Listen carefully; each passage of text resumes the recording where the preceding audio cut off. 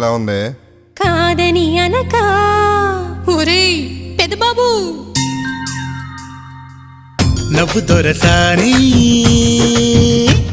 చిరునవ్వుల సవడితో నువ్వు సందడి చేయాలి, చిరునవ్వుల సవడితో నువ్వు సందడి చేయాలి. నవ్వు నీలవేణి